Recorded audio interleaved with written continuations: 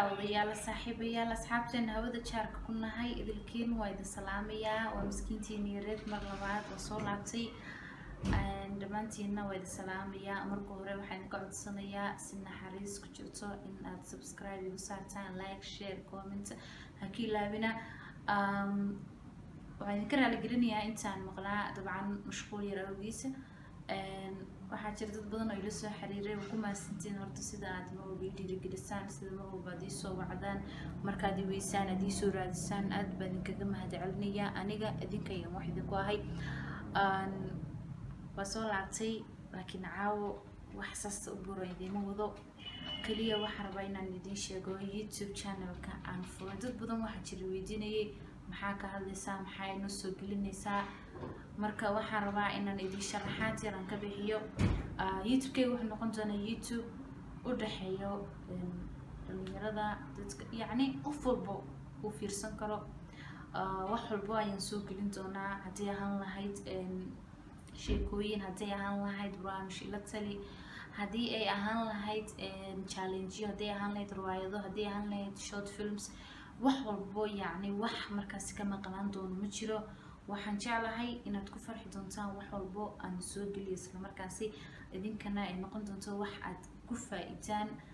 like haddii maanta marka ugu horeyso aan kasoo qabto haddii macnaha hal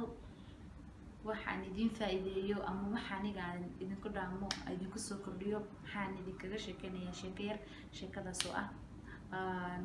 nin iyo xaaskiisa aan soo wada joogo macnaha way isqabeen kadib xaaskiisa waxay ahayd mid aad u qurux badan macnaha quruxdeeda waxay ahayd mid zaa'id ah xadka bax ah oo markaas dadka dhan ay la yaabi jireen oo macnaha waxay ahayd qurux aad u ballaaran kadib asagana wuxuu ahaa qof markaas ku faraxsan macnaha ay ku faani jiray kadib waxaa dhacday gabadhii inay xanuunsato ama jirka uu ka galo cudur kadib oo jismi macnaha quruxdeeda ay noqoto midii baabeeso kadib gabadhii dhaqtar ayaa la geeyay dhaqtar walba marka la geeyo gabadh waxaa la yiri gabadhan ay tahay marka oo dhamaatay quruxdeeda way sii baabeesay way sii dhamaanaysaa kadib gabadh waxay niyada gashatay in ninkeeda uu ku nici doono fool xumada maadaama ay ahayd mid qurux badan uu ku faani jiray maantana ay fool xumaatay ama jismigeeda uu dhumay wuxuu markaas iska dhaadhacay ninkeeda uu nici doono kadib gabadhi murugo fara badan ayaa dishay asaga wax walba uu ku sameeyo mar walba wuxuu dhihi jiray isdeji aniga saan aniga kugu rabo laakiin ayada niyadeeda waxa ku jirta kaliya ninkan uu ka tagi doono kadib uma bacdeenba markaas ninkeeda uu saan ku rabo ama kalsoonidii wixii dhanba kuma jirin kadib waxaa dhacday in markii ninkii uu baxay safar markuu aaday shil ayuu galay kadib ninkii indhaha ayuu beelay macnaha ayada sida loo sheegay indhaha ayuu beelay ayaa lagu yiri ninkeeda